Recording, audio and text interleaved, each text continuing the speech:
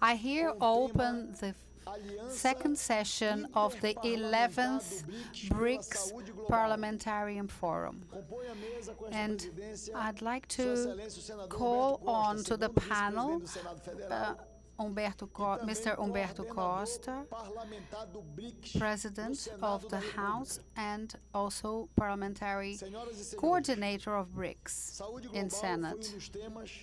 Ladies and gentlemen, global health is one of the topics we chose for our forum, and we chose not to address only health, but looking at health in the context of an interparliamentarian alliance. An alliance is the key word for this work session. Alliance, cooperation, collaboration, joining forces towards a common goal. These are our purposes.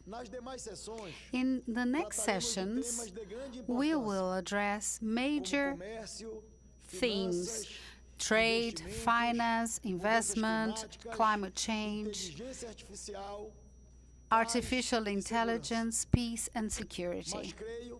But I do believe that it will be in this session that we will sow the seeds of our most feasible and palpable results, with concrete solutions to the problems faced by our countries in the area of health, especially public health. We are a group of countries that gathers more than half of the planet's population, with purchase power parity. We have major economic potential in addition to biodiversity and so many other topics. We can make a difference in terms of global health, and in order to change this potential into reality.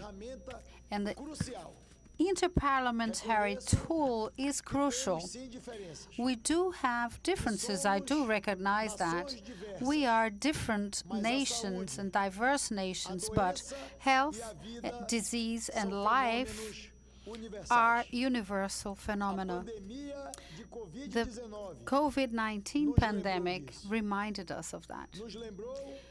Reminded us that the virus can kill anywhere in the world, in the same way that other contagious diseases and cancer and cardiovascular diseases, and even, unfortunately, hunger.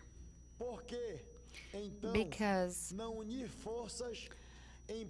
we think, why not join forces towards the health of our countries, of our peoples? We should do that, and thank God we can do that. A good starting point would be to get to know deeply our strengths and to recognize humbly our weaknesses, to map out strengths and weaknesses, to reproduce what is successful, and to create mutual support mechanisms. In Brazil, my country, we have a very large public health system, our SUS. We call it SUS. It faces health in a universal and integral way. So, our Vice President here used to be a Minister of Health in Brazil. Our system endeavors to provide health to all. However, we face difficulties with financing, with staff, and equitable distribution of resources across the country. We have a program for vaccination, immunization, and generic drugs that is very well established. But we still have a long way to go regarding biotechnology. We have very good prevention programs and health promotion programs, but we still struggle to face some contagious diseases, and we face chronic diseases and non-transmissible diseases as well. So we have strengths in some areas to share with other countries, but we also have weaknesses we must face, and I am sure that our struggle will be better if we can inspire ourselves in successful experiences that we have and we can see in our colleagues from BRICS, from our countries from BRICS. So congratulations for your being here so that we can carry on and fight for better health, global health to all of us.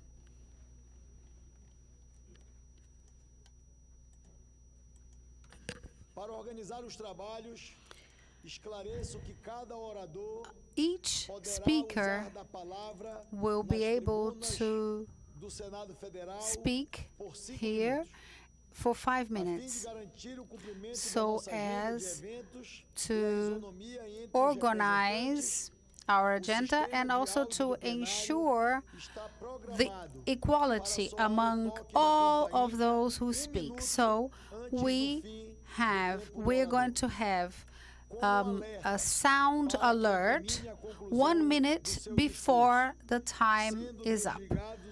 And after that, the microphone will be turned off.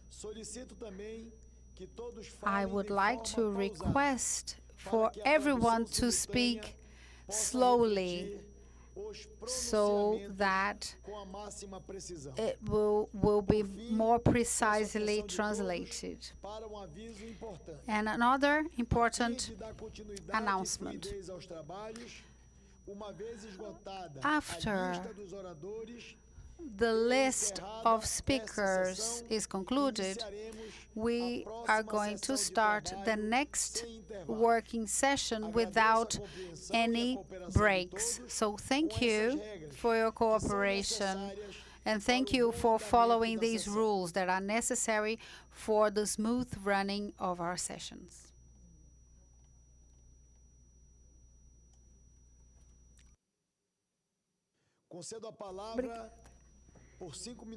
So, for 5 minutes, I'll give the floor to Ms. Inna Sviatenko, Vice President of the High Chamber in Russia. On behalf of the Federation Council, and I would like to welcome you. We have been witnessing upward momentum in cooperation on healthcare, both globally and among BRICS countries. We have been working in multiple areas spanning public health, telemedicine, and digital technology, managing AI, developing new medications, and we value the attention Brazil's National Congress has been paying to healthcare matters. Over the past years, BRICS have achieved meaningful progress in coordinating the efforts to prevent epidemics, which includes developing new treatments. We expect a specialized vaccine center to play a major role in ensuring that people across BRICS countries can access vaccines, including by accelerating efforts to vaccinate people in developing countries. In this regard, I can mention Russia's proposal to enable BRICS countries to contribute to developing vaccine against tropical infections, including Marburg, Lassa, and Western Nile fevers. Russia has made substantial progress in this domain, and our country is ready to share its knowledge and technologies. Russia Research Network for Tuberculosis Research has been proactive in Russia. Russia has initiated efforts within BRICS to devise a comprehensive early warning system to fight transmissible diseases. This system will provide for creating a single mechanism for eliminating breakouts of infectious diseases within BRICS, holding trainings and workshops for medical workers.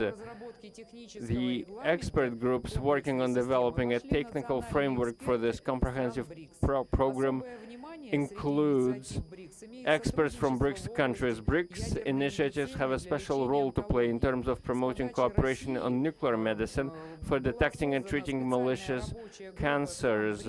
BRICS established a special working group at Russia's proposal back in 2023 for developing and making innovative radiology medicines and treatments. Russia attaches special importance to developing new cancer treatments and diagnostics tools, including photon and proton therapies. BRICS countries have all the competences they need in the pharmaceutical sector, and by working together, we can achieve faster progress. Promoting medical education is an important aspect of our cooperation. This includes student exchanges, professional training courses for doctors, and undertaking joint projects. It is under Russia's initiative that BRICS created its own medical journal and the Health Coalition, an expert platform. BRICS educational and research institutions can work together to develop their respective national healthcare systems. We have been developing bilateral contacts within BRICS as well. In this regard, Russia presented a mobile diagnostics lab for carrying out medical checkups and ensuring responsive and quality medical services. In 2025, we delivered this mobile lab to Ethiopia as part of an official visit by the Federation Council's delegation to Ethiopia. I know that other countries are also interested in Russia's solutions in this domain. Public health care has always been a major priority for Russia.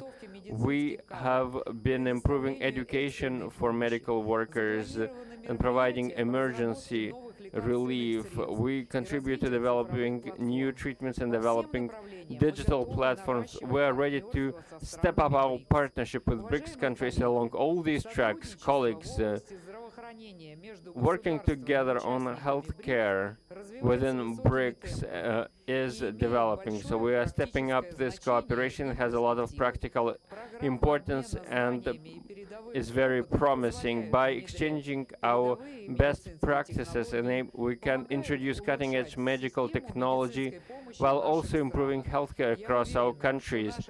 I'm convinced that this session will make our cooperation even more effective by generating new interesting ideas. I wish you all good health and all the best. Thank you for your attention.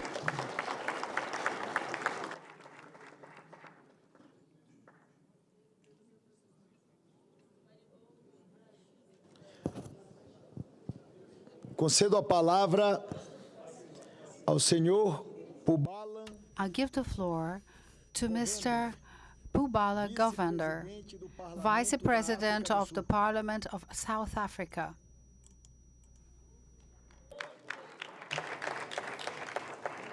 Your Excellencies, honorable parliamentarians from the BRICS nations across the world, allow me firstly to offer my thanks and appreciation to the government of Brazil for the excellent preparations for this 11th BRICS Forum. Honorable Chairperson, a few years ago, we suffered one of the world's most deadliest and unprecedented pandemics, and that was the COVID-19 pandemic. The COVID-19 virus knew no boundaries and didn't care about the social and economic standing of individuals and societies across the world.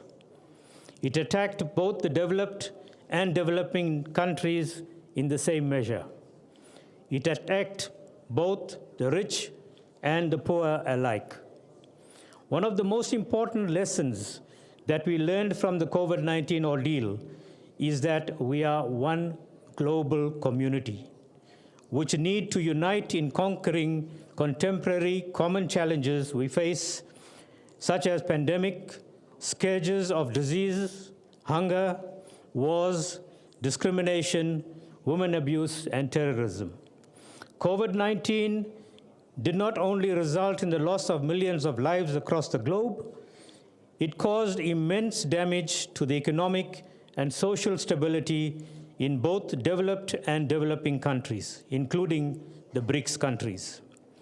The COVID-19 further reminded us that in an interconnected and globalized world, no one is safe until everyone is safe.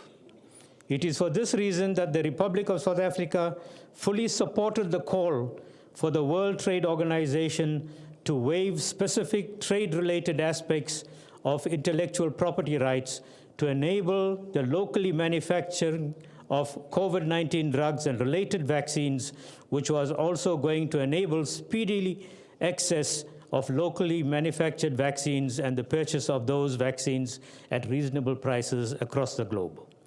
Honorable Chairperson, the BRICS Parliamentary Alliance for Global Health present us with an opportunity to work together to conquer health common challenges.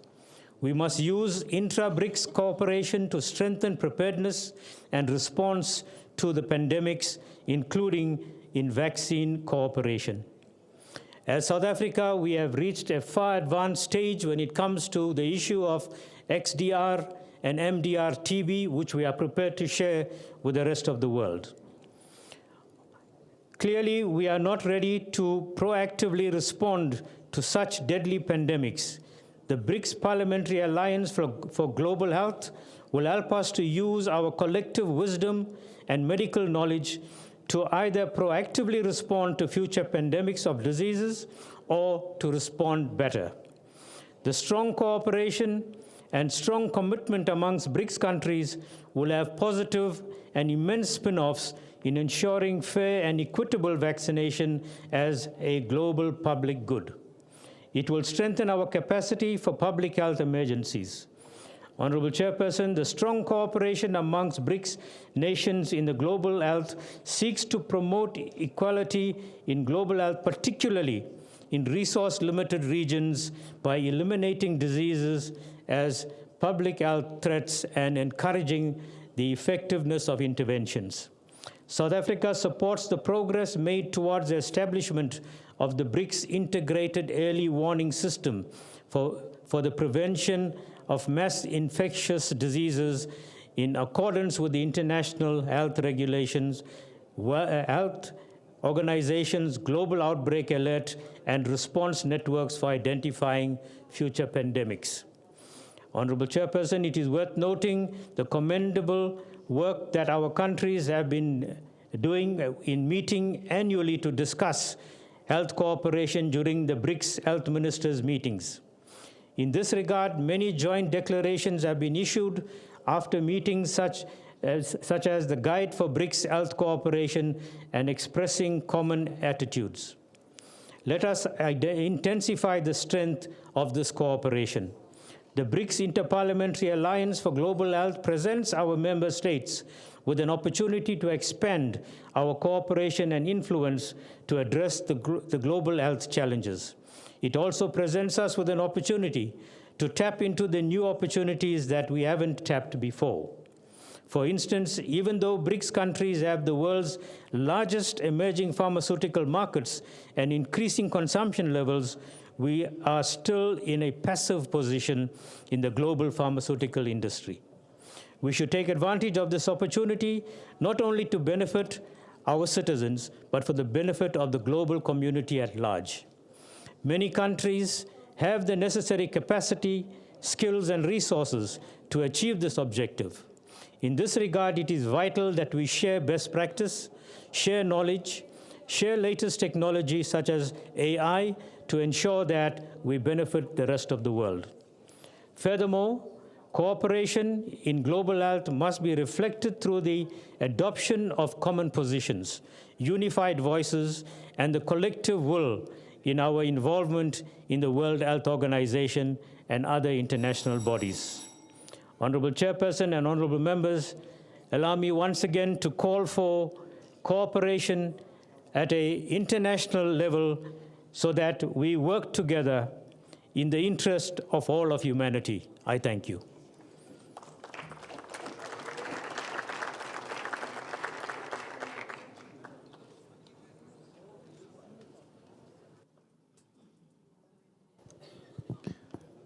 Convido o senhor Now I invite Mr. Mardani Alisera, membro do Parlamento da Indonésia. member of the Parliament of Indonesia.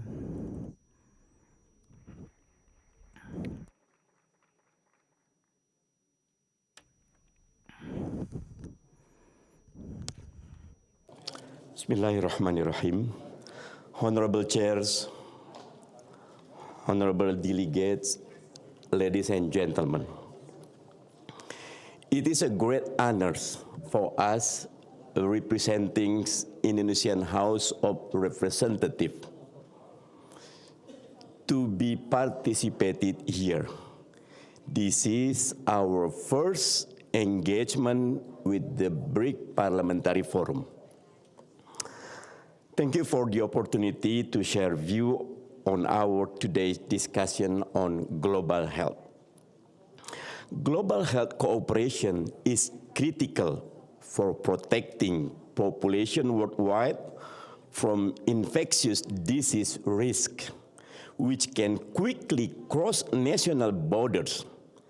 In our interconnected world, a disease outbreak anywhere can quickly escalate into a global crisis, as demonstrated by the COVID-19 pandemic.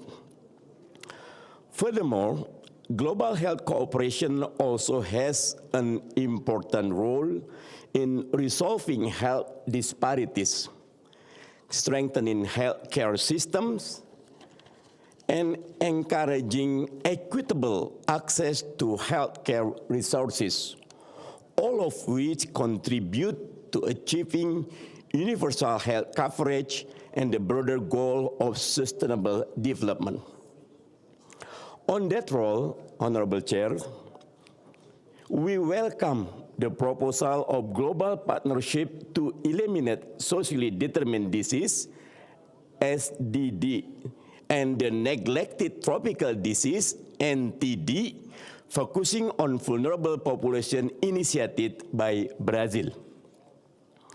The elimination of SDD and NTD can help achieve the Sustainable Development Goals, especially goal number 1, no poverty, goal number 2, no hunger, goal number 6, clean water and sanitation, and goal number 10, reduce inequality as well as addressing climate change.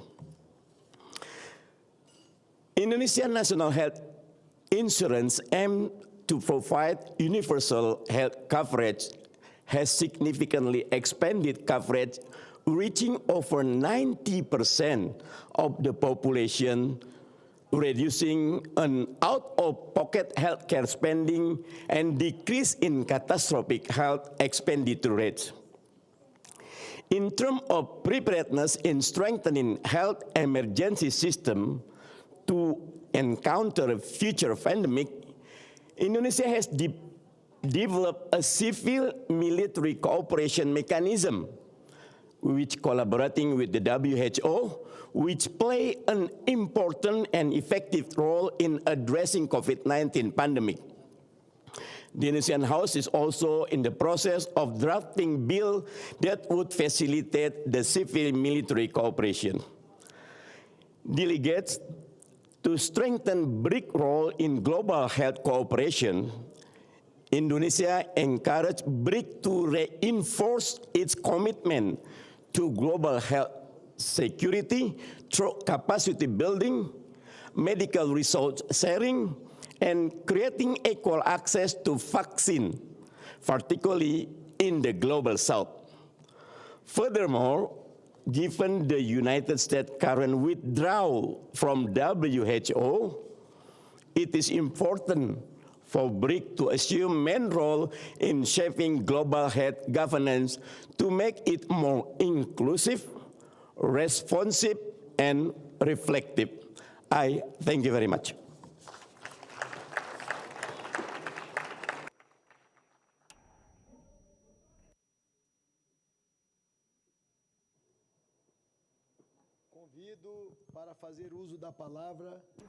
I'll invite Mohammed Rashid, member of the Iranian Parliament.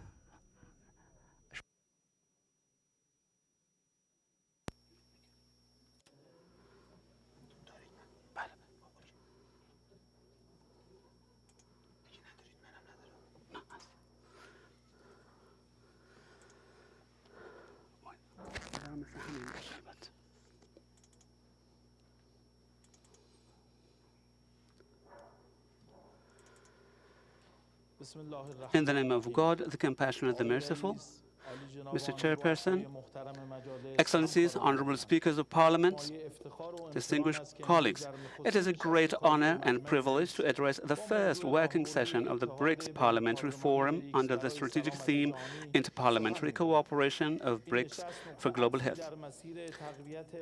This meeting is an event in order to strengthen interparliamentary cooperation for one of the vital needs of humanity, that is public for all. Ladies and gentlemen, the past decade has been a turbulent period for global health. In today's interconnected world, health stands alongside peace and security as one of the fundamental pillars of sustainable development and social stability.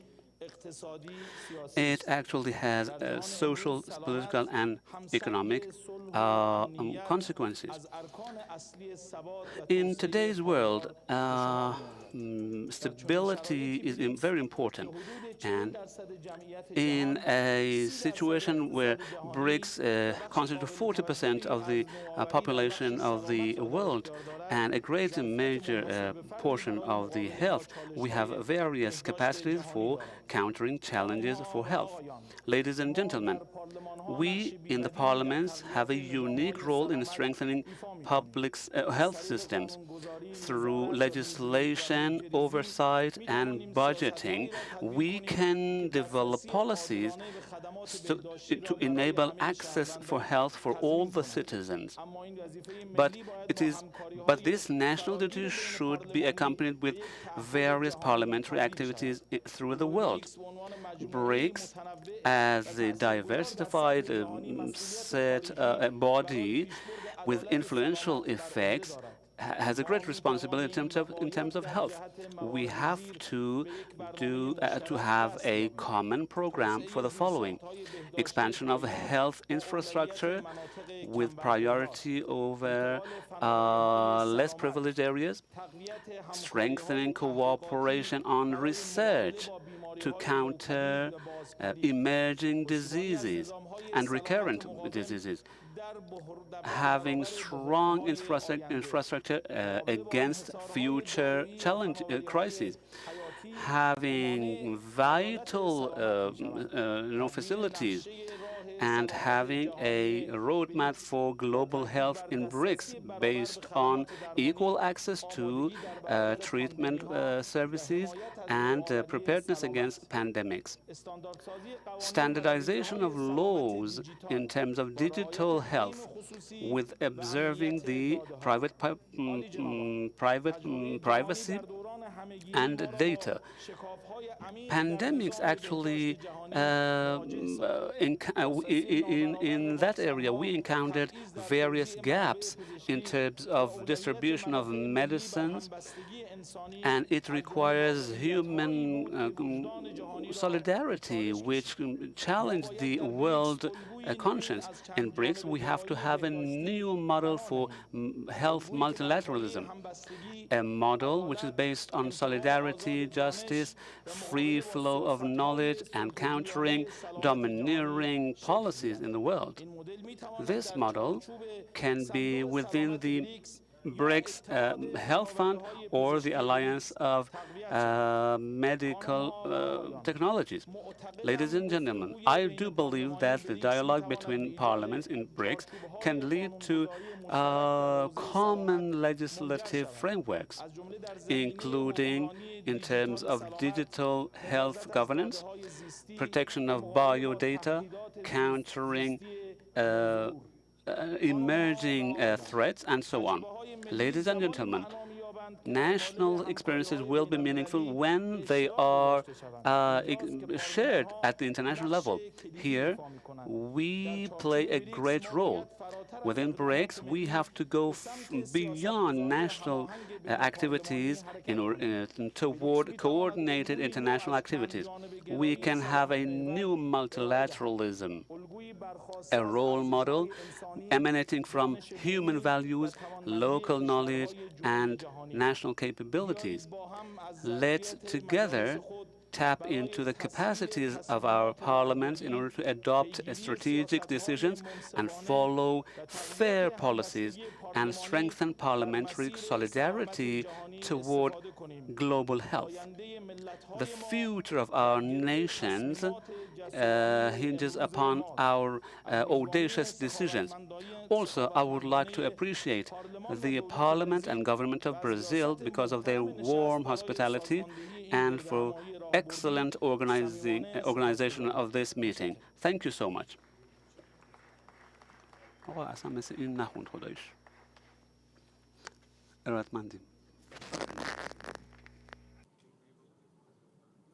Convido para fazer uso da palavra o senhor Alberto I'd like to invite Mr. Alberto Nunes Betancourt, Member of Parliament of Cuba.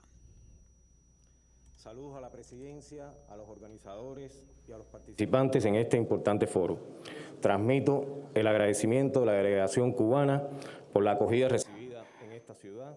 The gratitude and also send the best wishes to the Cuban National Assembly of the People's Powers for the success of the parliamentary meetings.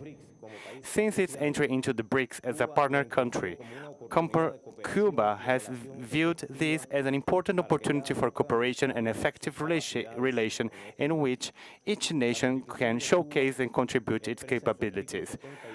Article 72 of the Constitution of the Republic of Cuba states that public health is a fundamental right of all persons and the responsibility of the states. We consider that health is a state of physical, mental, and social well-being. Therefore, it should not be defined only as an absence of diseases or illness.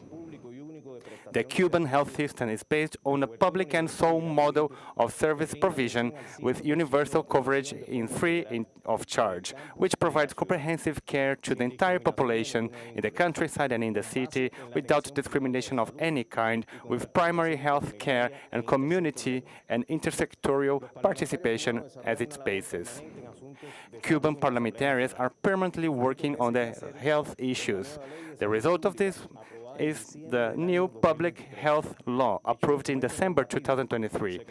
This normative document is deemed to be up-to-date, comprehensive, protective, innovative, ethical, committed to the principles such as human dignity.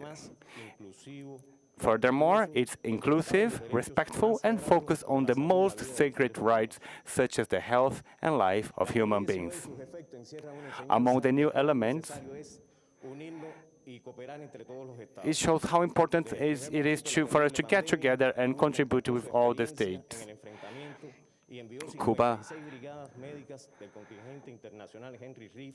shared its experience in fighting epidemics and sent 56 medical brigades of the Henry Hiv International Contingent to 40 countries and territories, including countries of the European countries.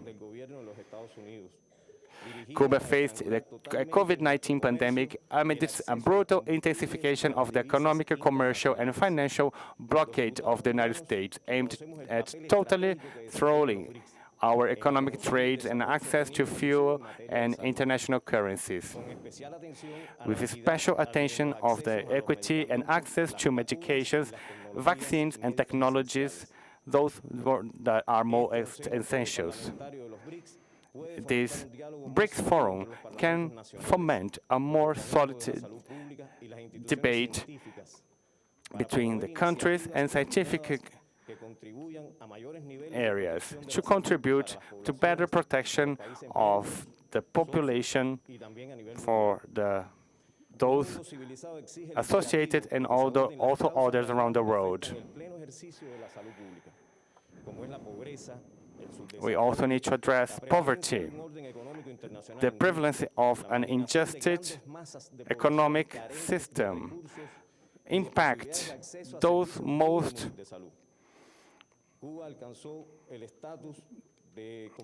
Cuba has reached the status for universal cover from the medical assistance, the prevention and the promotion of health located in the community. To face the challenges that are limited to reach a real sanitary coverage, it's necessary to empower people so they can feel their health as something that belongs to them from the social participation and community participation. To fulfill all the goal of the 2030 agenda to privilege a healthy life and the well-being of everybody, it's necessary the commitment and the political will of the state with this human right that means health. Cuba shows modestly its experience and results applied in more than 60 years and offer humbly all the knowledge of the human capital that was trained under the principle of solidarity and generous delivery for the medical profession and the health of human beings. Thank you very much.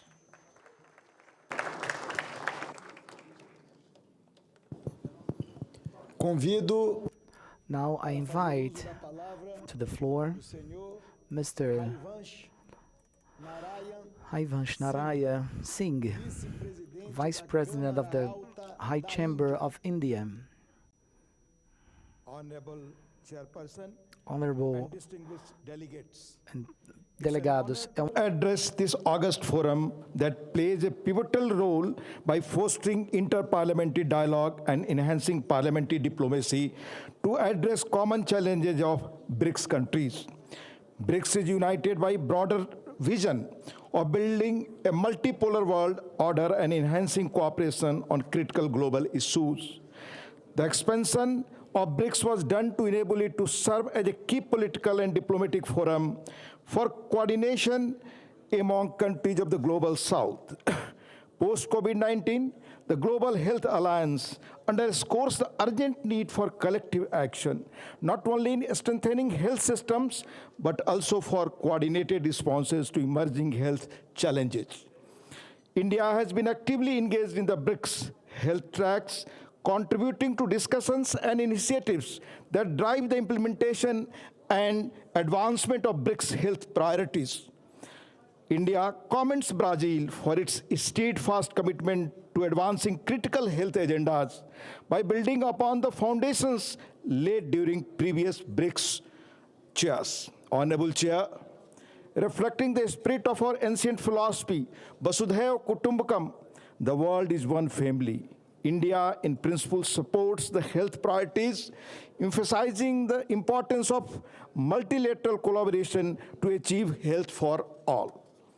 We recognize that the social determinants of diseases and neglected tropical diseases remain deeply relevant areas of discussion, especially for low and middle income countries. These issues need to be addressed within one health framework while ensuring that such efforts are aligned with the geographic and national priorities of BRICS nations. I am pleased to share that during the 78th World Health Assembly, the WHO officially validated India for eliminating trachoma as a public health problem, a significant milestone of our country. India launched the flagship Ayushman Bharat program, an initiative to reach the objectives of universal health coverage. Under this program, India has established 177,000 Ayushman Arogya Mandirs, health and wellness centers, to deliver a comprehensive range of services for preventive, promotive, curative, rehabilitative, and palliative care. Our Pradhan Mantri Jan Arogya Yojana is the world's largest health assurance program, which covers hospitalization costs up to approximately $6,000 US to covering approximately 155 million families and has reduced out-of-pocket health expenditure by 30%. This scheme has now been extended to cover all citizens over 70 years of age.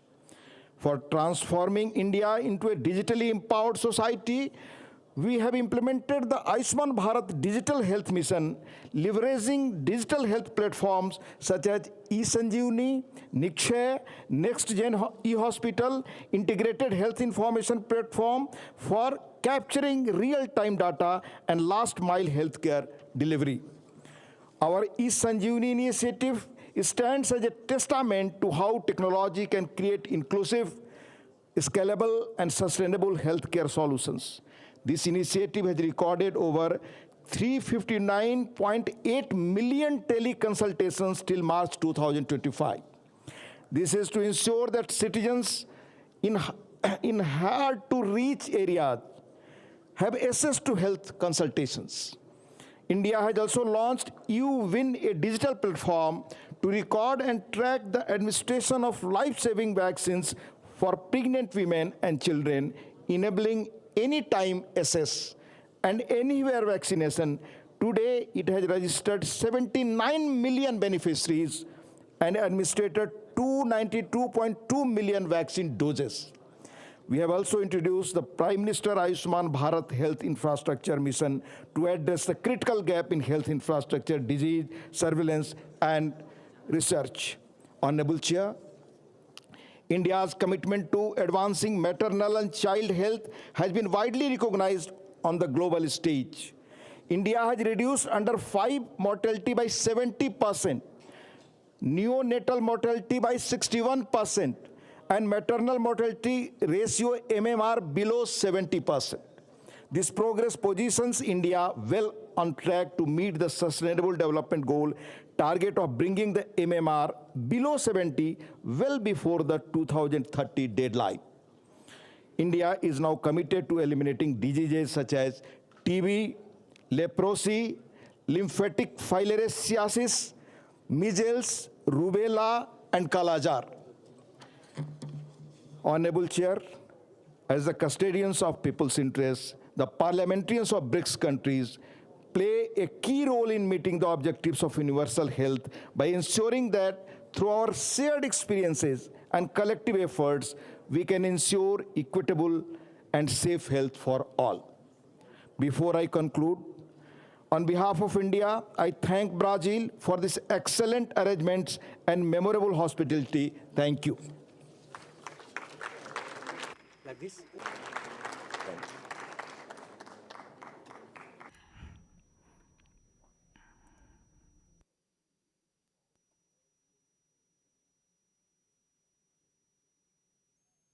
Okay, thank you. English is ready for English, right? Thank you. Falar inglês. Mas, espera aí. Vou escutar hindi, né? Vou escutar hindi, vou falar hindi. Tá bem. Ele vai falar hindi, eu vou falar inglês. He's going to speak in Hindi and you will speak English. But I will listen Hindi and then I will... E ele vai ouvir em hindi. Tá, obrigado.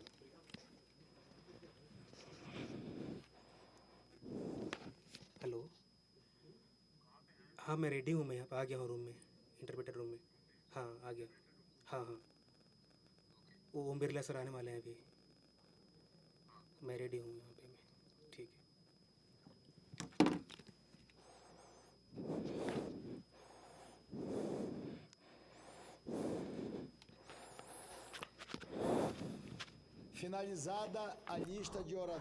Since we ended the list of panelists of this session, I'd like to clarify that we're going to be doing the second session right away in the work of the first 11th Parliamentary Forum of BRICS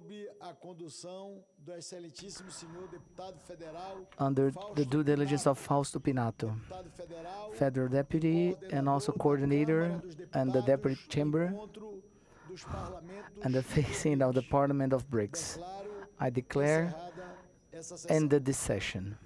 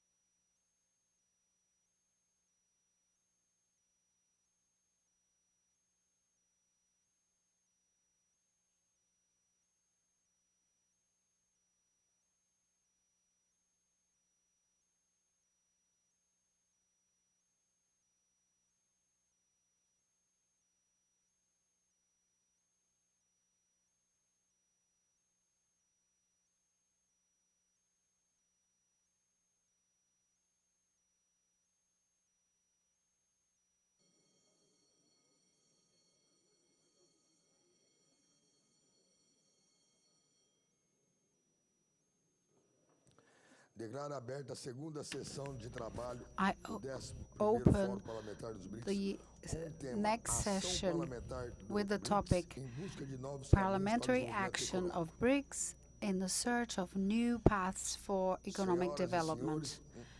Ladies and gentlemen, our countries represent 40% of the world GDP. Our economic growth targets are above the average of other countries, and we have almost half of the global population. We are important in producing food, energy of several sources, as well as advanced products such as chips and airplanes. We have critical minerals for future technologies. With these credentials, BRICS countries have all the interest in the world for world trade to be held in a transparent, equitable manner. We are happy to talk about negotiations and dialogue about world trade rules. Internally, the Brazilian Parliament has just enacted the law for economic reciprocity for the country to have the necessary tools in order to defend itself regarding tariffs and exports. In the external scenario, we see new partnerships and opening of new markets coming from the effort that is shared amongst all of us, and the trade among BRICS countries is an important path to be explored. We all look at adding value to our export. Investments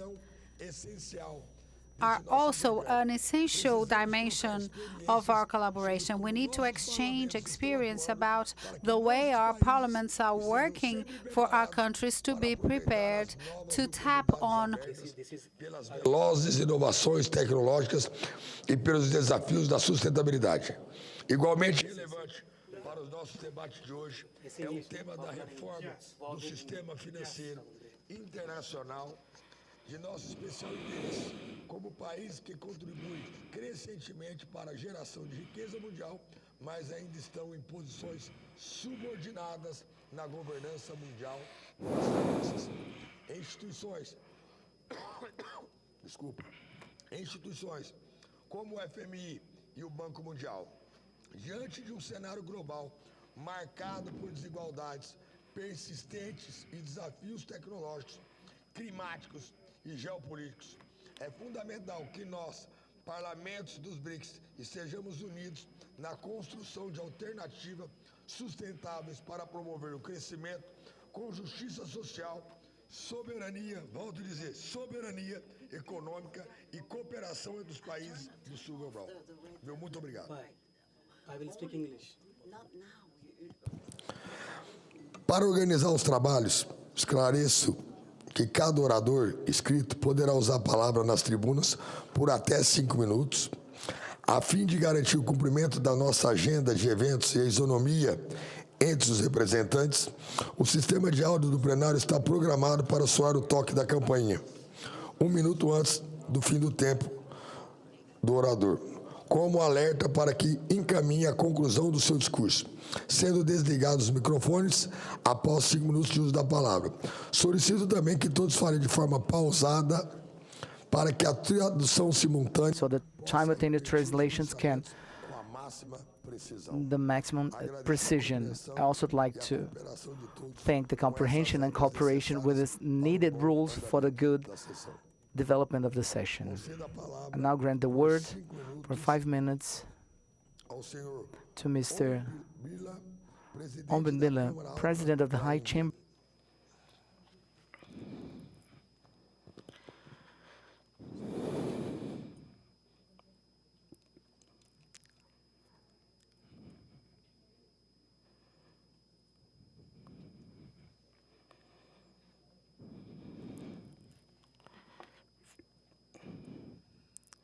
Excellency Chairperson, Honorable Presiding Officers, BRICS देशों के सभी distinguished members of Parliament, पीठासीन अधिकारीगण, ladies and gentlemen, संसद सदस्यगण, every member of Parliament, सभी सम्मानित सदस्य, all members of Parliament, देवियों और सज्जनों, ladies and gentlemen, भारत की संसद on the behalf of Parliament of India की ओर से और भारत की 1.4 and 1.4 billion citizens, इस BRICS समिट में I extend a heartful welcome to all of you. करता हूं, स्वागत करता हूं। मैं ब्राजील की संसद को I congratulate the Parliament of Brazil for successfully organizing this event and thank them for their warm hospitality. सत्कार किया, उनके लिए उनको धन्यवाद। आज BRICS Today, the BRICS group has emerged वैश्विक आर्थिक परिदृश्य as a formidable force in the global economic landscape. ये विश्व की It is represented nearly 45% of the world's populations and contributes और इसका परचेजिंग पावर over क्वालिटी के आधार पर 40% to the global GDP 40% से based on the purchasing power parity. साथियों Friends, वैश्विक चुनौतियों के despite global challenges, बीच में BRICS nations have made आर्थिक विकास के क्षेत्र inspiring process in the realm of economic development. Bharat का मानना है India believes that कि इस विकास को और to further strengthen बनाने के this लिए progress, हमें we आर्थिक must व्यापार, enhance निवेश intra और वित्तीय सहयोगों को intra-BRICS trades, investment, and financial cooperation. अभी हाल में We BRICS समूह में we welcome the recent expansion of the BRICS grouping. स्वागत करता हूं। इससे हमारा सहयोग This will make our collaborations समावेशी होगा। more inclusive and impactful. Bharat India एक न्याय संगत supports a fair और rule based and rule-based global व्यापार का trading समर्थन करता है। system एक ऐसी on that adequately जो global south addresses the needs और आकांक्षाओं and को aspirations of the global south. साथियों Friends, हमें चिंता है we are concerned that अंतर्राष्ट्रीय representation of developing विकासशील देशों का countries in the international institutions remain inadequate. This imbalance hampers global equity and balanced development. इसलिए Therefore, BRICS देशों BRICS countries must collectively ऐसी संस्थाओं make concrete efforts to enhance the participation of the global south in the such institutions. और अन्य वैश्विक संकटों ने Global crises such as COVID-19 pandemic have disproportionately affected the global south. Challenges related to health, food, and energy security have intensified. यदि हमें ठोस Without concrete and कार्रवाई नहीं की coordinated actions, तो इसके लिए और achieving सामना करना the sustainable development goals will remain difficult. Sustainable development goal को प्राप्त करने के लिए हमें सामूहिक और प्रयास की आवश्यकता है। साथियों पिछले दशक में भारत की India's economic journey over the past decades has been remarkable despite वैश्विक चुनौतियों global uncertainties and domestic challenges. Bharat ने लगातार India has constantly outperformed the global growth averages. प्रदर्शन किया है। 2014 में From 2000, अर्थव्यवस्था से rising from the 10th largest economic in the 2014 to the 4th largest today is a testament to India's robust policies and strength of its people. 2014-15 से From 2014-15 to 2024-2055, India's GDP has grown at an average rate of over 7%, making it the दुनिया की तेजी से बढ़ती हुई fastest growing major economy in the world. India is not only the world's largest and most vibrant democracy, but also a nation with a stable governance, a strong institutional, the rules of law, transparent and accountable tax system, and decisive leadership that has earned the trust of global investors. Under the leadership of Prime Minister Sri Narendra Modi, India has made unprecedented progress in infrastructure, water, energy, and road rail connectivity.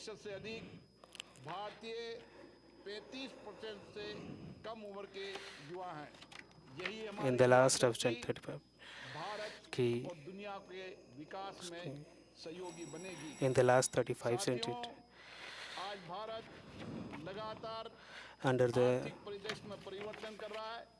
today India is developing the country where India is trying to India believes in Vasudhaiva Kutumbakam in the cultural sectors where the BRICS countries are in the together. We must have take the trades of business and corporations with India, with the BRICS countries, and thank you all BRICS countries in this sitting in this forum and discussing all the matters and developing their own countries, and they are trying to BRICS focusing countries. Thank you so much for your understanding. Agradeço as palavras do presidente da Câmara Alta da Índia, Sr. Bilar.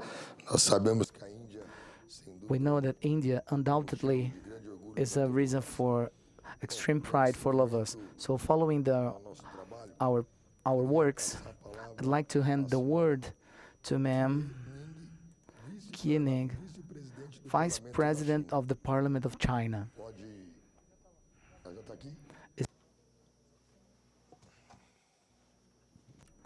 Is she already here? 各位同事，很高兴在美丽的巴西利亚与各位新老朋友相聚，共同参加第11届金砖国家议会论坛。In beautiful Brazil, and joining the 11th BRICS Parliamentary Forum. This year, the BRICS family embraces new member Indonesia and 9 partner countries, fully shows the positive momentum of BRICS countries and the firm resolve of Global South in solidarity and a new stage of greater BRICS cooperation into a new stage of high-quality development. I'd like to my warm welcome to Indonesia delegations and sincere thanks to Brazil for your thoughtful arrangement. Right now, changes on senior century are accelerating, multilateralization, economic globalization are moving forward. But certain countries are obsessed with the idea that might is right and its own country is first, is trying to use the law of jungle to replace international rules, to use unilateral bullying to replace multilateral system, and use tariffs as a weapon to bully other countries. These infringe upon the legitimate rights of interests of countries around the world, including BRICS countries, undermine the rules-based multilateral trading system, and disrupt the stability of global political and economic stability. Colleagues, BRICS countries are the vanguard of Global South. They always stand on the side of solidarity and cooperation for win-win development. Our practical cooperation has risen above the obsolete idea of you win, I lose, or winner takes all. It practices openness, inclusiveness, and win-win cooperation. It reflects the aspiration of Global South countries and the development trend of international relations. In face of challenges, we must stand up solidarity and cooperation and send out the just voice of unilateralism and build a mutually universally beneficial and inclusive economic globalization and uphold the interests of Global South. First, we must firmly uphold multilateral trading system. President Xi Jinping once said The economies of the world, if connected, can prosper together. If isolated, will retreat. We must strengthen position coordination and uphold the WTO-centered and rules-based multilateral trading system, oppose unilateralism and protectionism, and protect the stability and the security of global industrial and supply chains, and build an open world economy, participate in WTO reform, and support the legitimate rights and interests of developing countries, and restore the dispute settlement mechanism. We welcome BRICS Trade Ministers' meeting in releasing the Declaration on WTO reform and strengthening the multilateral trading system. We appreciate these foreign outcome documents also sent a strong voice of supporting free trade. Second, we need to deepen economic and trade cooperation within Global South. Economic globalization is the objective requirement of productivity growth, and the requirement of technological progress is an unstoppable historical trend. We must follow this trend, strengthen economic cooperation and industrial integration, and increase the proportion of local currencies in economy, trade, and investment, and facilitate and liberalize trade and investment, and achieve new cooperation outcomes in agri-trade, service trade, special economic zones, and supply chains.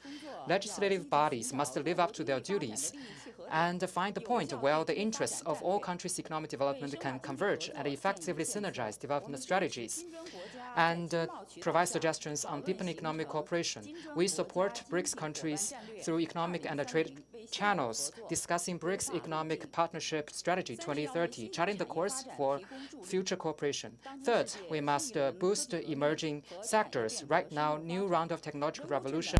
科技、生物医药等前沿技术集中涌现，数字化、绿色化、智能化进程不断加快。我们要抓住和用好机遇，推动数字时代互联互通，加强科技创新国际合作，加快培育和发展新质生产力。金砖国家在经贸、能源、工业、通讯等渠道下，已就数字经济、绿色转型、智能制造、新型工业化、人工智能等新兴领域开展卓有成效的合作。立法机构要结合新形势、新发展，为金砖国家和全球南方加强创新合作，提供法治保障和政策支持，保障各类要素的自由流动，共同加强人才培养和能力建设，为全球经济合作、经济贸易合作注入新动能。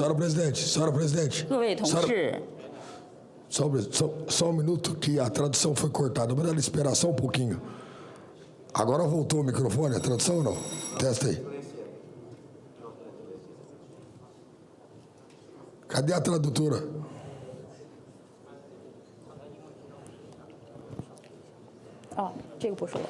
Eu peço para ver o microfone da tradutora, que não tá passando.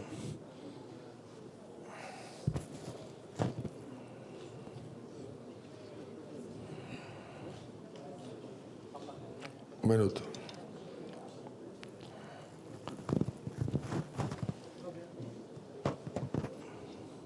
A tradutora está me ouvindo aí?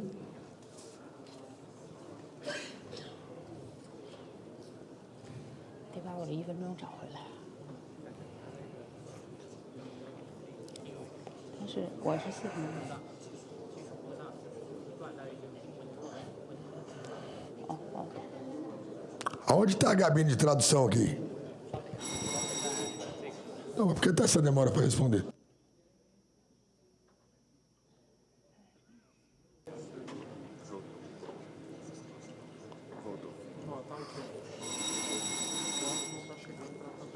Ah, só um minuto que o áudio não está chegando na cabine.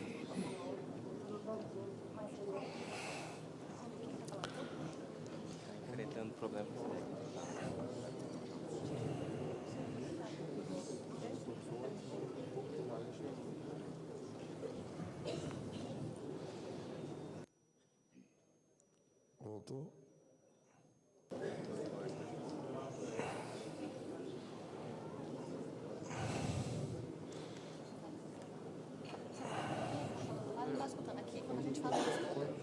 Eu entendi. Liga lá em cima.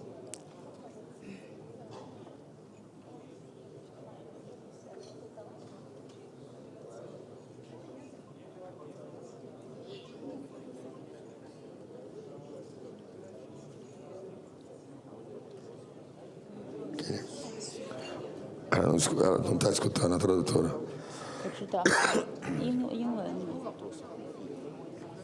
Vê se ela está me ouvindo. 1, 2, 3, teste. Você está escutando o que eu estou falando? We can hear the floor, but not the relay.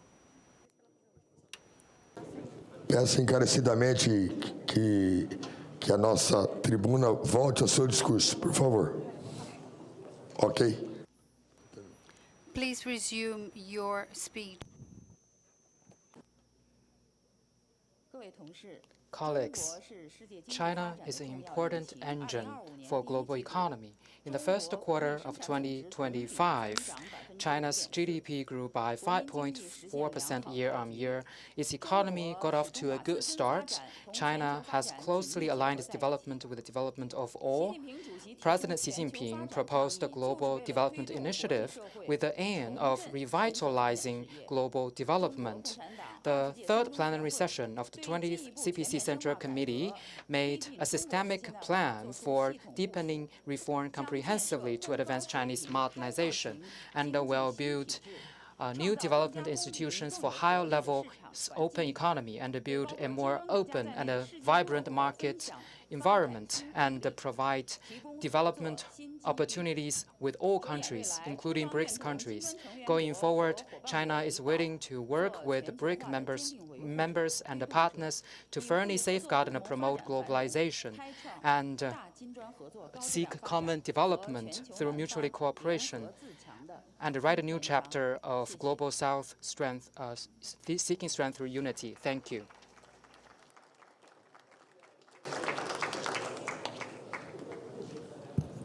Gostaria de agradecer o pronunciamento da I'd like to thank the speech for Achanine and ask apologies for the technical failure, because it's extremely important to understand the China Parliament. China is a huge power. That's why I stopped. But we had the pleasure to listen the good message of China. I'd like to also hand the word to Ma'am Kiji Malo Leguache, member of the Parliament of South Africa. Thank you very much for your presence.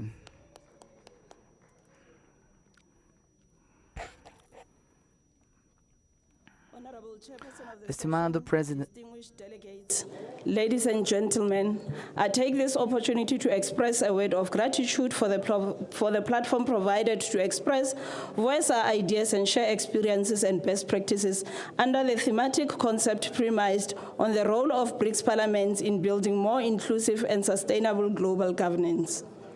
On reflection, I'm certain that the spirit of this most relevant theme resonates well in the need for our governments and parliamentary institutions to play their role in channeling energies towards ensuring inclusive and sustainable economies through our BRICS cooperation.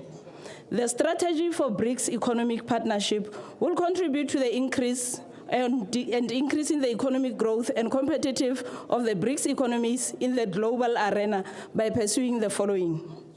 We need to enhance market access opportunities and facilitate market interlinkages. We have to promote mutual trade, investment, and create a business-friendly environment for investors and entrepreneurs in all BRICS countries.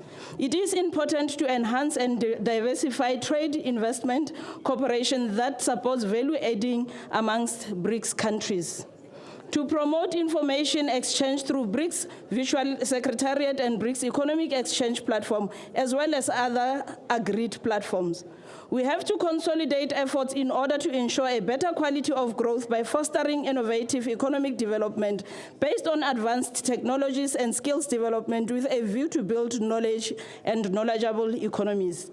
To seek further interaction and cooperation with non-BRICS countries and international organizations and forums.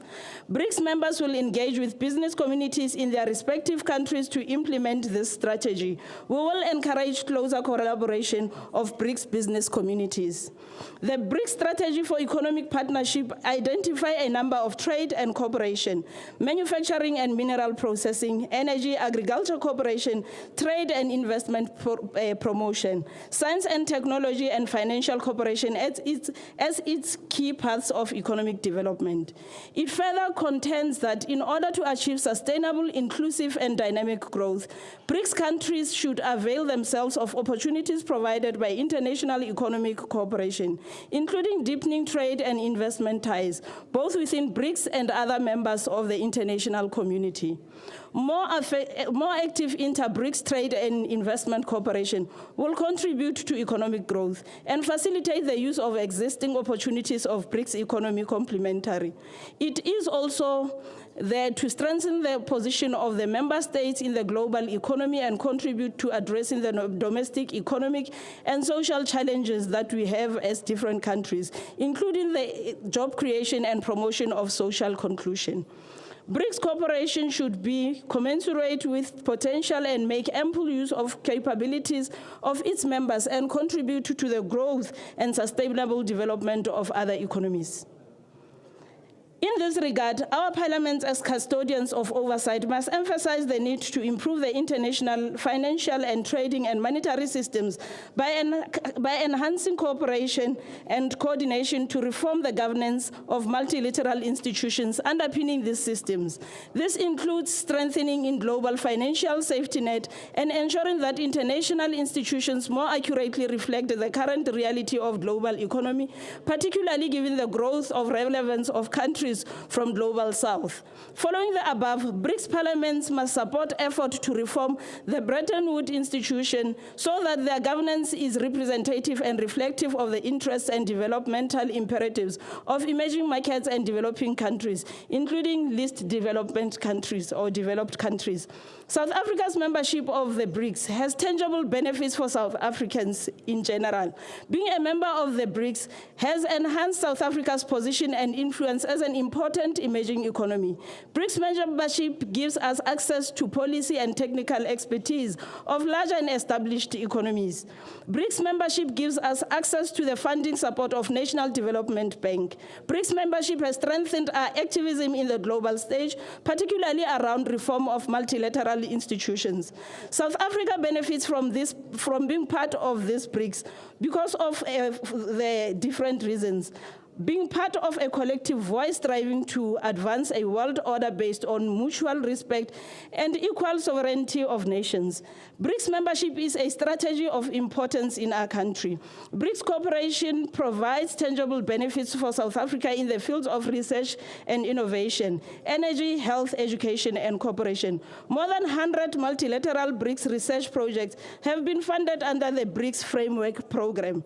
South Africa's research partnership is based on joint ownership and shared responsibility, the real and open sharing of experience, expertise, and resources, and a determination for BRICS research to advance the global good. Some of the global narratives about BRICS highlight the different histories, cultures, religions, development paths, and forms of governance as something negative. BRICS sees this as a rich resource to diverse knowledge and practice that inspire innovative and creation, and it also creates solutions to current challenges.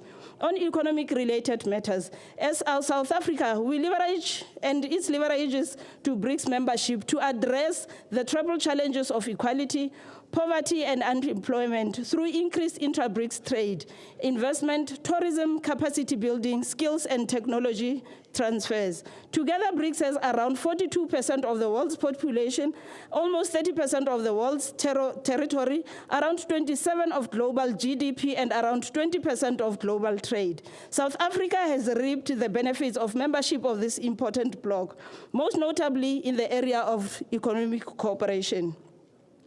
Bilateral trade has grown, particularly with China and India, with commodity exports and manufactured goods imported or imports featuring strongly. South Africa's overall trade with its BRICS partners has increased by an average growth of 10% over the period of 2017 to 2021.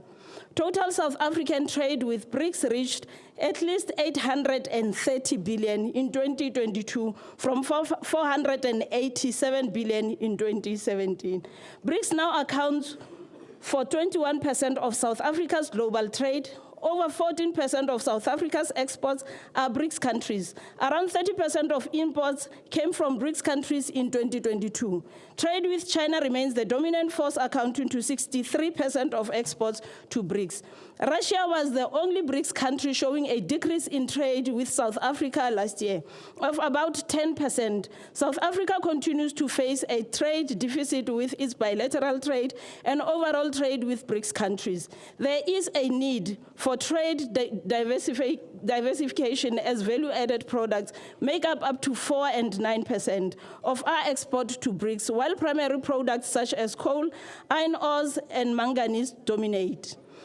BRICS is strengthening collaboration in catalytic sectors such as energy, information technology, science, technology, and innovation, agriculture, and also the green economy. These are all important sectors identified in South Africa's economy, reconstruction, and recovery plan. In conclusion, BRICS is an important source of foreign directive investment in key areas such as mining, automotive, transport, clean energy, financial services, and IT. These investments and projects, to us, it leads to significant job creation. Thank you very much. Metralhadora. Gostaria de parabenizar Congratulations to Jimalo Chigwale, member of South African Parliament. And now I give the floor to Mr. Alexander Chukavi, Vice President of the Lower Chamber of Russia. Thank you. Dear Mr. Chairman, participants, today, countries BRICS, without exaggeration, may be called the power engine of the world economy. The GDP growth rates exceed the global average, strongly exceed, and also are considerably higher than those of the largest developed countries. Today, it was mentioned more than once that the BRICS countries, together with the partner nations, already account for over 42% of global GDP based on purchasing power parity. This trend will highly likely to continue. The existing international financial, trade, and monetary systems today do not duly reflect the current reality. It's why we support, Russia supports, Russian parliamentarian appeal to BRICS nations' parliaments to reform the World Bank and the International Monetary Fund. The underrepresentation of developing countries prevents these institutions from functioning in the interests of the global majority. It is crucial to fully depoliticize the Bretton Woods institutions and return them to their original economic mandate. Western shareholders openly use the IMF and the World Bank to promote their own interests and entrench neo-colonial practices in global affairs. Truly needy countries, especially in Africa, whose debts are growing 4 times faster than their GDPs, can hardly expect such generosity today. At the same time, Western powers, determined to maintain their dominance, are doing anything possible, political measures and trade and financial, including restrictions and sanctions, unilateral protectionist measures aimed at suppressing competitors. Ultimately, this negatively affects living standard of the global South and East populations, who lack the necessary means to ensure their own food and energy security. Therefore, as was mentioned today, and we support it. Also, we need collective efforts to improve the effectiveness of the World Trade Organization and strengthen its role as the central institution of the multilateral trading system. Last year, a special BRICS consultation mechanism was launched at the level of our country's missions to the WTO. I hope that a frank dialogue in this format will help BRICS countries strengthen their voice at the WTO and ultimately restore predictability in international trade. BRICS countries constantly work at expansion of cooperation in the areas of mutual investment, logistics, settlements, and infrastructure. Some issues are currently being worked out to facilitate a successful reorientation of Russian trade turnover in the context of a complex foreign economic situation and transformation of the world economy.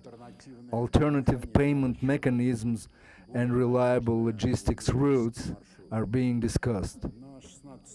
At the 16th BRICS Summit in Kazan last year, leaders discussed the development of payment mechanisms that are resilient to external risks in order to reinforce trade and investment exchanges, both within the group and with other friendly countries.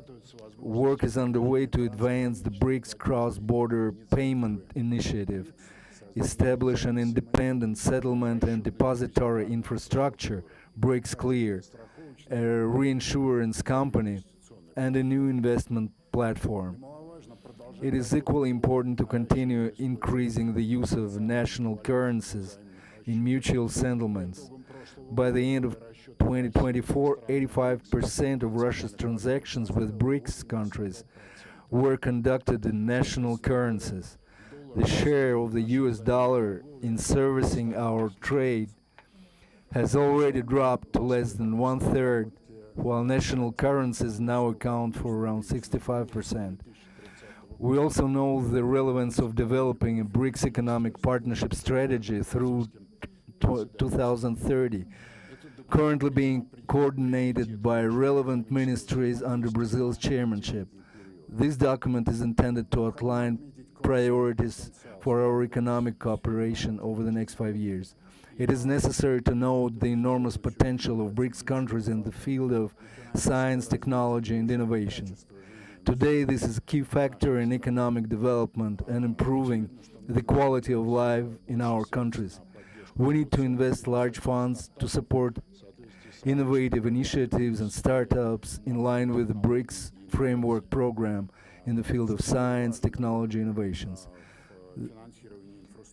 The new development bank plays an increasing role in infrastructure financing. And finally, the role of legislators in achieving our shared goals cannot be overstated. BRICS parliaments can make a significant contribution to our joint efforts. The exchange of best practices in legislative regulation, harmonization of approaches, and establishment of an appropriate legal framework will support collective efforts aimed at strengthening trade and economic cooperation and search of new ways of economic development in our countries. And finally, I would like to thank, in the name of the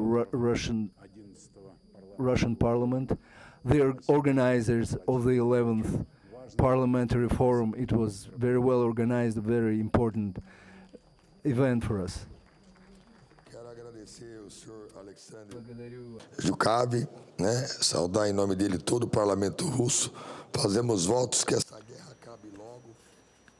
We expect that this war can be ended soon, and instead of Mr. Putin be occupied with the war, be helping with us with this world construction, because he's brave, he's very courageous, and it's a country that I admire very much. Thank you very much.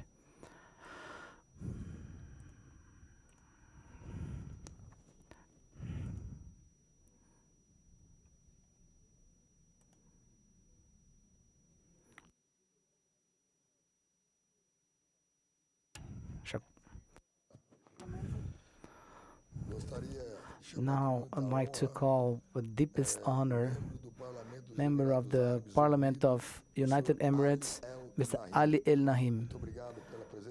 Thank you for your presence. We're extremely honored with your presence in our country. Mr. Chairman. Senhor Presidente. Dear colleague, good afternoon. First of all, I'd like to start by thanking our Brazilian colleague for their great hospitality and also for being patient with us as delegation to make sure that this is a successful event. Talking about the new path for economic development during a very challenging time is not an easy thing. And this is where I believe there is two elements that we have to focus on. The first one is the principles of BRICS. We have to stick with the principles that the founder of BRICS actually adopted and approved, because these principles will guide us. These principles will make sure that we are moving in the right direction and the right path. These principles will make sure that we are united. This is one. The second thing, we have to be innovative. Innovative in serving our people, in building partnership, in creating new initiatives, a new project that will add value to BRICS members and others. Dear colleague, now the world actually, not only BRICS, is going through a very challenging time where the principles that we used to work with and accept and respect, some they don't. The world order has changed. The issue of free trade is challenged by taking advantage of certain things to benefit certain side, one side or one nation. And this is where it's very important that we as a group stick together, work on these principles, and try to be united in promoting the principles, and especially the issue of free trade. Because through that, we will be able to serve our people. Through that, we will be able to create partnership that everyone is winning in it and is no loser. The war that we see now actually is based on that one side win and the other side lose. And through that, at the end, we all will suffer. The international community will suffer. All our economics will face challenging time. So I urge you to stick with the principles that brought us here within this group and to promote these principles and to focus on building partnership within the group and beyond the group. A partnership based on that there is no one will lose. Everyone will win. And in that direction, it's very important, all these initiatives, new initiatives, that we will do within BRICS or with others, we have to make sure that there is a direct impact on the local community. We are, as member of parliament, we are the representative of the people. We have to care about what will add value, what will benefit the people. So it's very important, whatever we do in the new initiatives for our economic development, that we see a direct impact that will change the life of the people in the local community, that will add value to them, that will be a game changer, that they will see that BRICS group brought something new. And this is where we have to create a culture through our economic engagement, not only to make money, to profit, but that we care about each other. We care about all those communities who are suffering. We bear the responsibility together to create a better future for everyone without excluding anyone. In Africa, in Asia, Latin America, anywhere. The issue of caring will lead to a trust between us where we will be sincere in creating a new initiatives that will create a better future for all of us. Thank you very much.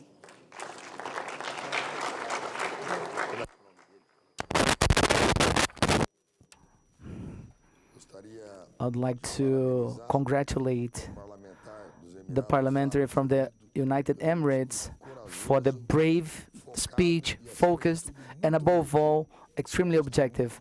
I really liked your speech, and I'm extremely happy. Who knows, one day we can united BRICS and even united. I'd like to hand the floor to Mr. Member of the lower chamber of Egypt Parliament, Mohammed Soliman. Thank you very much for your presence. We are extremely honored with Egypt's presence here.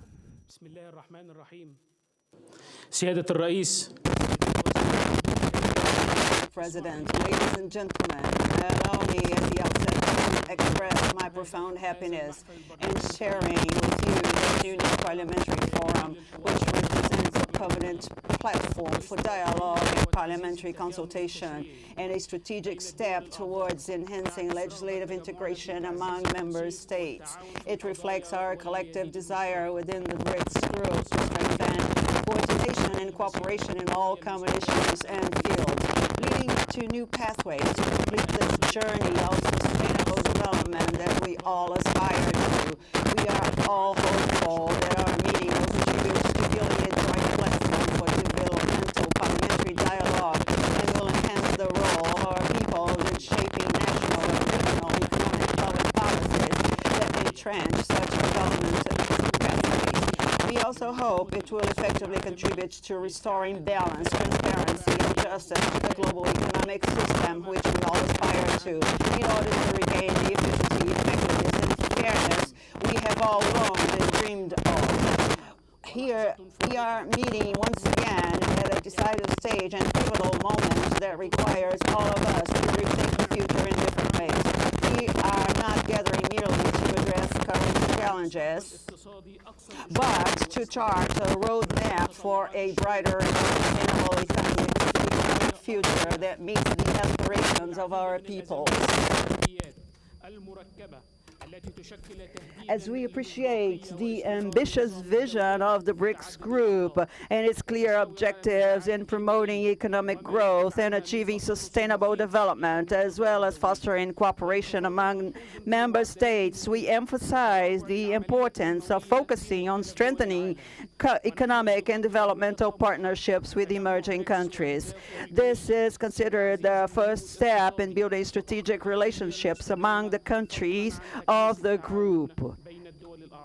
It has become clear that managing the development process with all its concerns and dimensions, it is no longer solely tied to the visions and policies of governments. Instead, it has come to rely significantly on the visions and participation of peoples and their representatives in shaping public policies and ensuring their effective implementation. It also requires rethinking how to leverage available opportunities. Our national economics today need new drivers that enable them to look beyond current crises and seek innovative, non-traditional solutions that shape global economic landscape in a way that achieves integration and a balance between growth and prosperity on one hand and sustainability and justice on the other. This will lead to a new and effective pathway for comprehensive and sustainable development. The BRICS group has established itself as a key player in reshaping the trajectory of multilateral international institutions in trade, finance, and monetary affairs, making them more representative, just, transparent, and efficient. This comes amidst increasing geopolitical challenges and a complex global economic landscape. The group has exemplified a continuously evolving economic and financial model in interconnected areas of trade, investment, and financing. The group has not stopped there. It has pursued new pathways for economic development with key milestones, including strengthening economic cooperation among member states, reducing reliance on Western currencies and financial institutions, developing infrastructure and promoting sustainable development, establishing independent financial institutions. Additionally, the group has expanded cooperation by admitting new member countries, providing greater economic opportunities for cooperation and integration, and building a unified front for the views of emerging economies and multilateral international institutions. This enhances its roles in the global economy and strengthens its influence and representation in reforming global economic governance. Our hopes remain pinned on our group to inject new vitality into the global economic system, continue the quest for new development pathways, push the frameworks and mechanisms of international cooperation toward broader horizons, and amplify the voice of emerging economies and rising nations in global economic and financial decision-making. It has become imperative for our parliaments to keep pace with rapid developmental events and advancements, actively participate in shaping national and regional economic public policies, and provide popular and parliamentary support for the new development pathways launched by our group.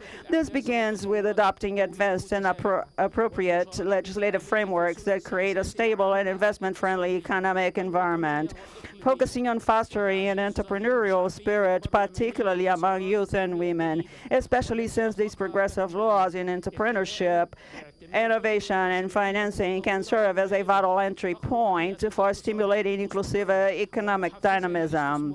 We must establish general principles and standards governing legislative and oversight processes in our national parliaments to ensure their output align with the BRICS Group's vision. This vision aims to provide sufficient funding for all promising developmental areas, joint projects, and infrastructure initiatives, as these are the best means to achieve a genuine leap in real economic growth. Furthermore, we must encourage governments to adopt unified policies and strategies for developing shared infrastructure, particularly in transportation, energy, and digitalization, as these are essential and promising pillars for achieving integration among member states. We should also urge them to accelerate their transition to a green economy by adopting supportive fiscal and financial policies and incentivizing investments in clean energy and green technology. We must work with governments, the private sector, and relevant civil society organizations to coordinate economic, trade, and financial policies to address shared challenges such as inflation, energy crisis, and food shortages.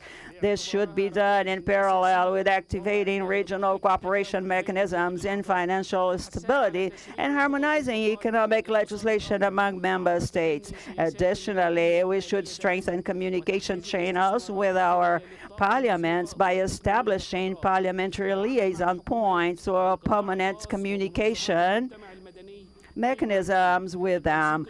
This will contribute to achieving the goals of our forum in various fields, foremost among them trade and economic areas. Finally, we should facilitate and enhance the exchange of legislative and oversight expertise, as well as best parliamentary practices in areas such as financial knowledge, economic techniques, trade, tourism, and investments. We must also formulate and prepare unified strategies and visions to reform and support multilateral economic, financial, and monetary institutions such as the World Trade Organization, and ensure they receive the necessary resources and funding to uphold the principles of free and fair trade. We should activate all parliamentary cooperation mechanisms. Additionally, we should strengthen communication channels among our parliaments by establishing parliamentary liaison points or permanent communication mechanisms with them. This will contribute to achieving the goals of our forum in various fields, foremost among them trade and economic areas. Finally, we should facilitate and enhance the exchange of legislative and oversight expertise, as well as best parliamentary practices in areas such as financial knowledge, economic techniques, trade, tourism, and investments. We must also formulate and prepare unified strategies and visions to reform and support multilateral economic, financial, and monetary institutions, such as the World Trade Organization, and ensure they receive the necessary resources and funding to uphold the principles of free and fair trade. Thank you for your attention and kind listening.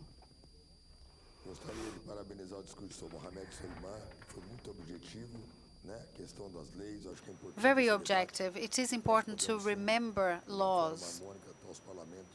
So parliaments may be exchanging and building strategic partnerships. Now, Mr. Ian Pedro Carbonell Carel, member of the Cuban Parliament. Thank you. Firstly, I'd like to thank in the name of the Cuba to participate in this forum of the BRICS as an associated country. We'd like to express our thankfulness for the Brazilian country, the host country, and excellencies and dear colleagues. Our region and the Global South in its collective is still facing structural challenges that requests a deep change. In this context, the countries of the BRICS focus on the improvement of the financial and economic to make it more fair and just. BRICS is a real alternative for a new international order characterized by economic institutions. We celebrated to transform this architecture as a strengthen the biggest bank of development of BRICS to impulse the regional development and the promotion of a payment system based in local currency. We cannot deny that even with all the efforts, growing efforts in the world economy, we still can do even better to increment the trade, the commercial flow, and the industry of our country. In this sense, it must be clear to enhance the cooperative efforts to facilitate the commerce and inversion, developing better mechanisms of payment, transparent and inclusive, as well as digital platforms to dynamize the bond among our people and improve the coercive measure, unilateral coercive measure, with the agenda in Brazilian economies centered in the governance, the cooperation and infrastructure, taxes, trade, and digital integration and support to climate integration to advance in a concrete way to fulfill all the development and all the goals of sustainable development, promote the value chain and integrated ones, and with better technology, especially artificial intelligence, we will strengthen our economy and competitiveness. The association brings to the new industrial revolution and the update of the strategy to improve the economy offer a concrete path to advance in this collective effort, centering three key areas: commerce, finance, digital economy, and sustainable development, articulating the development and the base of the sharing, the technological expertise, and the respect of national sovereignty. Excellencies, the sustainable development requires fair conditions in the trade and inversion. It's urgent to reform the multilateral system to really be equitative, non-discriminatory, centered in the need of developing country. At the same time, the foreign inversion should strengthen the national capabilities, create jobs, transfer technology, diversify the productive basis of our countries. From Cuba, reaffirming our commitment with the development goals, even with despite the severe impact of the economic, commercial, and financial blockade imposed by the U.S., which has been further tightened after the arbitrary inclusion of our country in the unilateral list of our country. These policies affect severely our financial operations, international ones, and impede the acquisition of essential goods and critical resources and make vulnerable the human rights of our people. In this sense, the economical articulation that BRICS promote open concrete possibilities to fight against these unilateral measures. We deeply thank you for your solidarity position for Cuba, and we reaffirm our will to fight and to improve sectors like biotechnology, health, and science as an expression of solidarity with our sister nations of the South. The strengthening and expansion of the BRICS group will contribute not only to the economic development of our people, but also to the construction of a civilized coexistence based on sovereignty, peace, solidarity, and multilateralism. Thank you very much.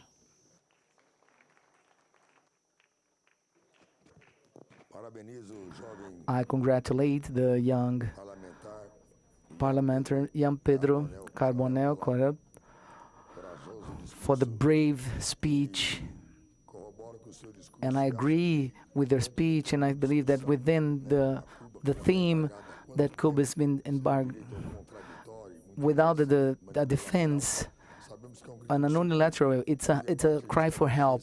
And the debate is exactly this. I understand that within our discussions, we must, yes, do a platform where the countries that are within the BRICS or that may have the capacity to be heard, to see certain things, because there's not a constitution in the world that has to do everything. Those who wrote this wrote in a unilateral way, so thank you for facing this theme. Once again, I would like to hand the floor with a huge honor to our friend Mohammed Bagkalibaf, President of the Parliament of Iran.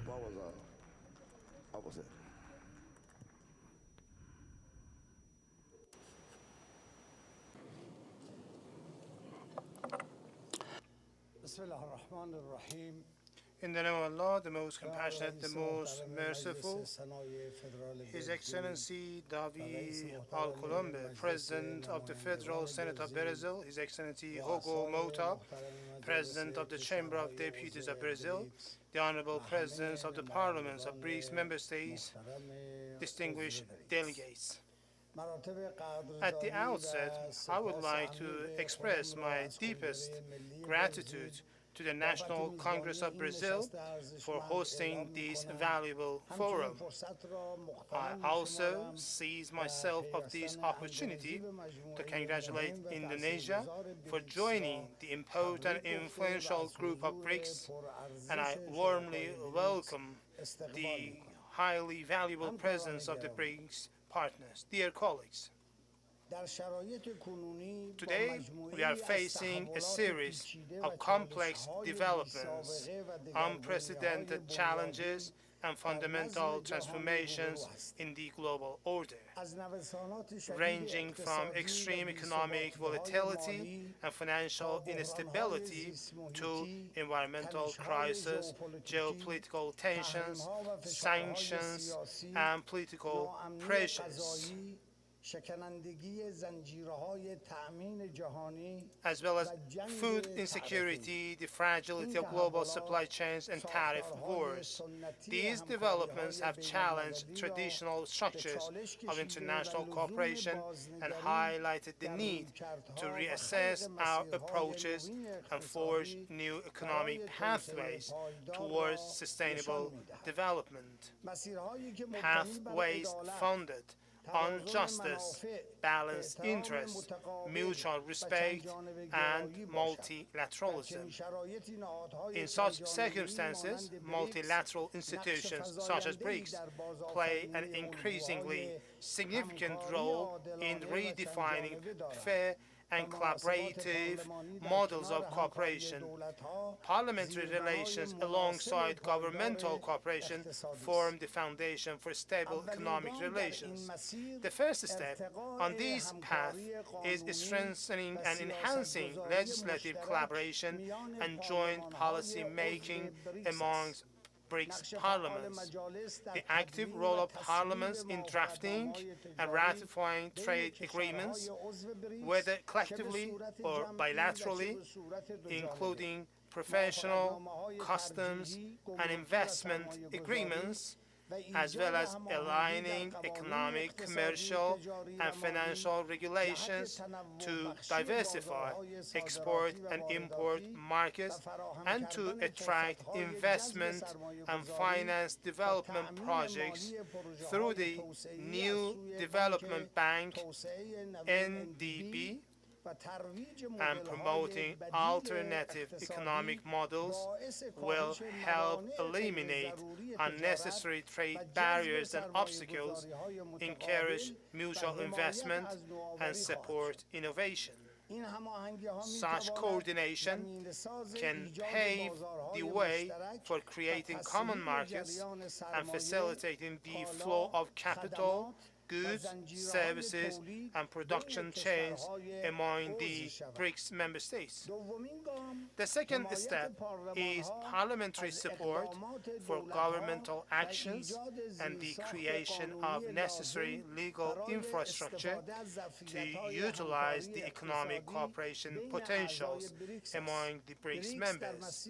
In its evolution, BRICS has pursued initiatives such as a joint payment system, BRICS Pay, integration of member states' banking messaging platforms, and support for bilateral or multilateral trade based on the national currencies of the member states.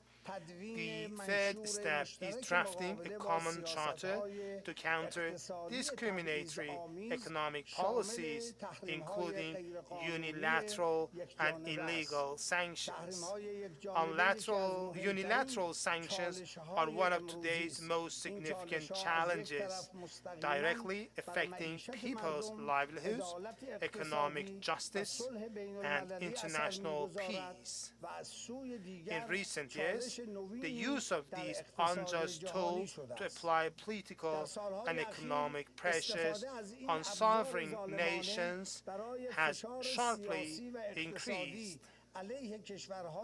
The result has been greater development gaps between countries, damage to global supply chains, and the decline in mutual trust in the international economy. Confronting unilateral sanctions and unlawful coercive measures through the economic and financial potentials of BRICS member states, including mechanisms for using national currencies and digital currencies, launching joint banking platforms, creating legal and political consensus against sanctions, developing non-dollar and non-Western trade cooperation, and producing periodic reports by parliaments on the impact of sanctions to be submitted to international organizations can build a strong front against coercive pressures and boast shared economic resilience.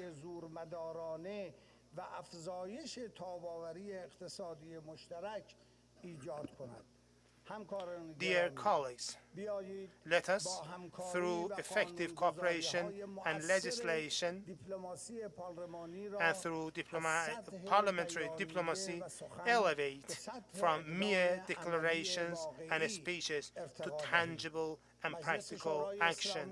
The Islamic Consultative Assembly of Iran, with the responsible and forward-looking approach, stands ready to actively participate in this journey. I'm hopeful today's meeting marks the beginning of a new chapter in parliamentary cooperation among BRICS member states. Thank you for your attention.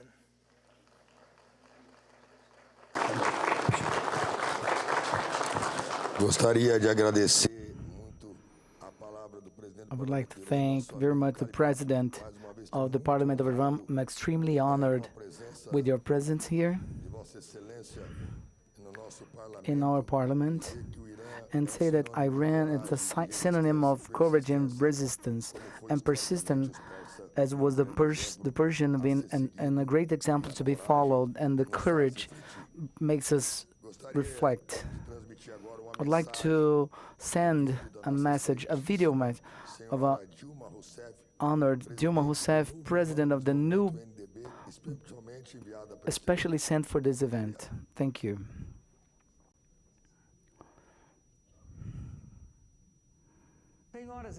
Excellency, distinguished guests, ladies and gentlemen, it is with great satisfaction that I participate in this 11th BRICS Parliamentary Forum, whose theme, Action in Search of New Pathways for Economic Development, is of extreme relevance. The regression of multilateralism and cooperation between countries is hindering global efforts to achieve sustainable development. These trends have been exacerbated by increasing geopolitical tensions, the advance of protectionism, financial volatility, and deepening inequalities. In particular, the unilateral trade war policies recently adopted have raised trade barriers, undermined trust, and increased instability in international financial markets. For developing countries, these dynamics represent not only grave challenges, but also a call to action. The urgent need to deepen the South-South cooperation and build alternatives. We cannot afford to repeat past strategies based exclusively on commodity exports, nor conform to the low growth or stagnation that lead to the middle income trap. Recent experience demonstrate that it's possible and necessary to forge a sustainable path of growth based in a strategy of green development, confronting inequalities, and also promoting an adoption of new technologies, innovation in all productive sectors. The commitment with the integral education, as we say in Brazil, from nursery school to postgraduate studies, to develop a broad national scientific base. Economic development amidst such formidable challenges is no easy task.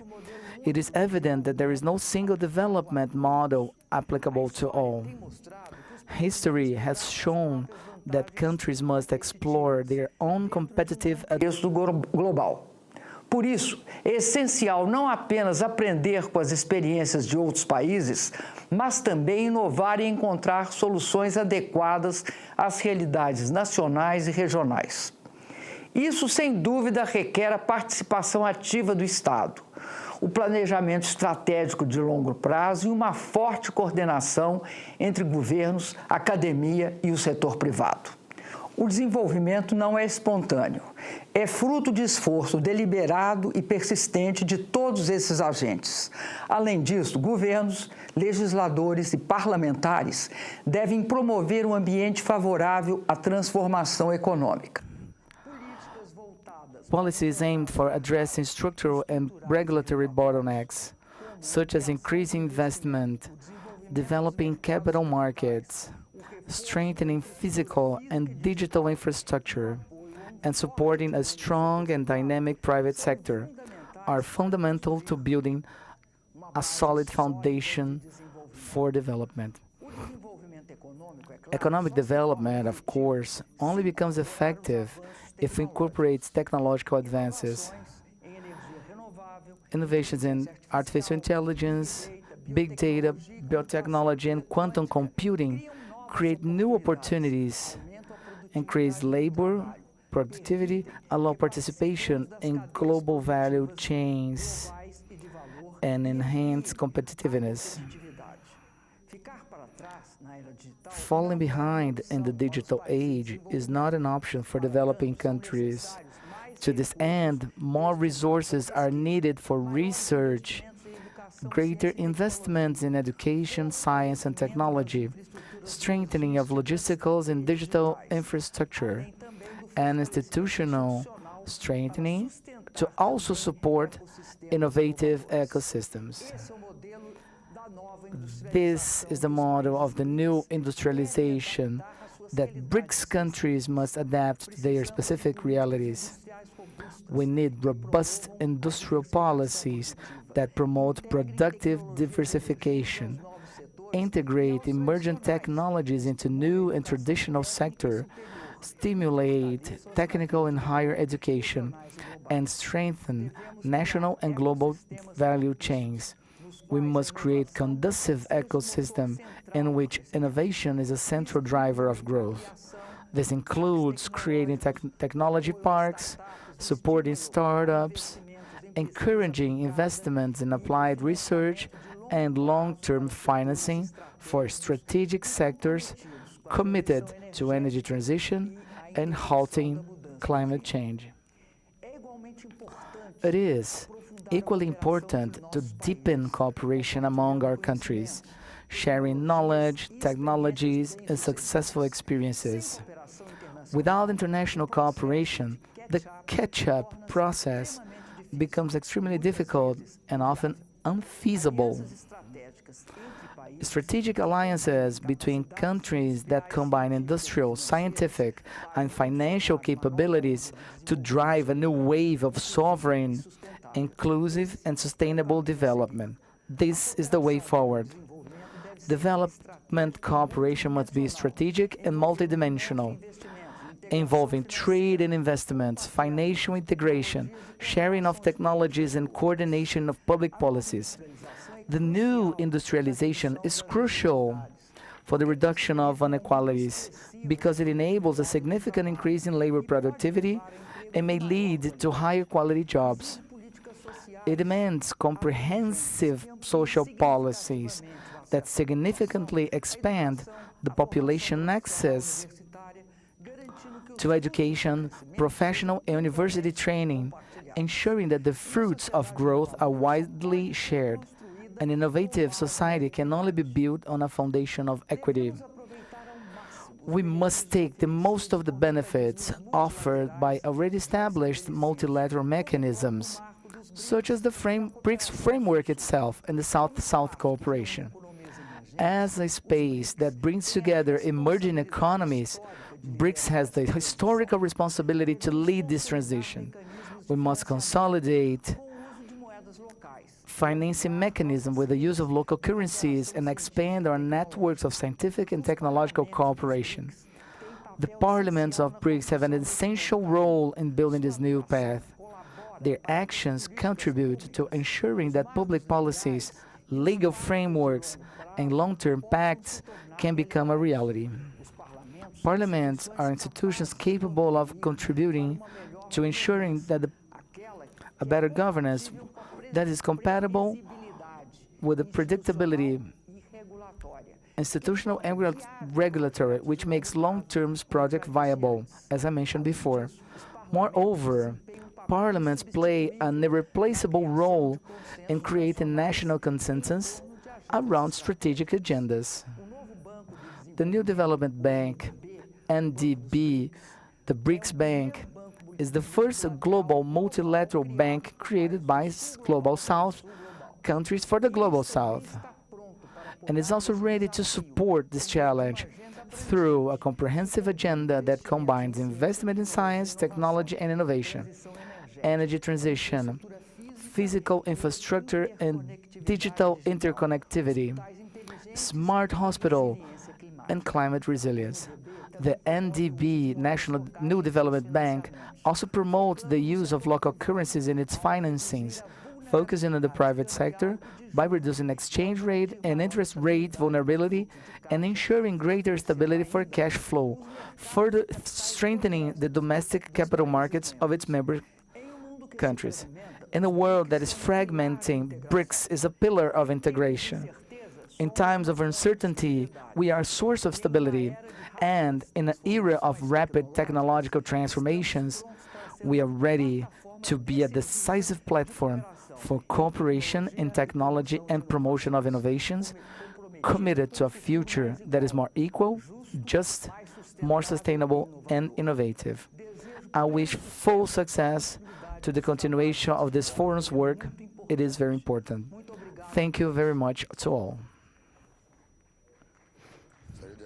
I'd like to thank Dilma's president's speech, and before ending the session, I'd like to thank the present authorities and all that shared their perspectives with the role of the Parliament in the agenda of sustainable development, to the significance of the challenges that the community faces today. Today it's a moment of high hopes. I remember that 12 years ago I fought a lot to make effective the BRICS issue. I think it's a proper moment when it can give the world a lesson, regardless of the cultural and ideological. We can put all our sails in the same wind. The winds blow in our favor. It's up to us to do our part. We don't want to hurt anyone. We don't want to fight with anyone. What we want is to give a fair to our sons and grandsons, children and grandchildren. These members are countries of courage, that they light the beacons of hope of better days. Because there's a saying in the interior of my state, maybe one bird, but we are together, we can bear a stronger and make a huge difference for the future generations. I'd like also to say to all the guests that we have a huge satisfaction to meet you in the official dinner.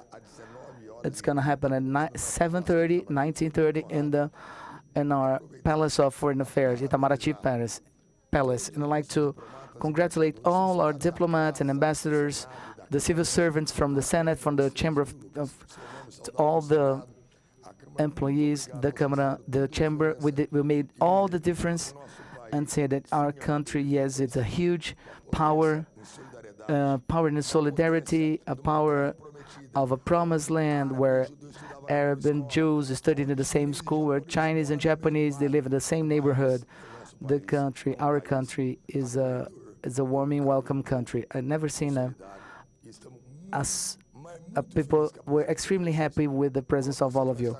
I meet with you afterwards in the dinner. Thank you very much.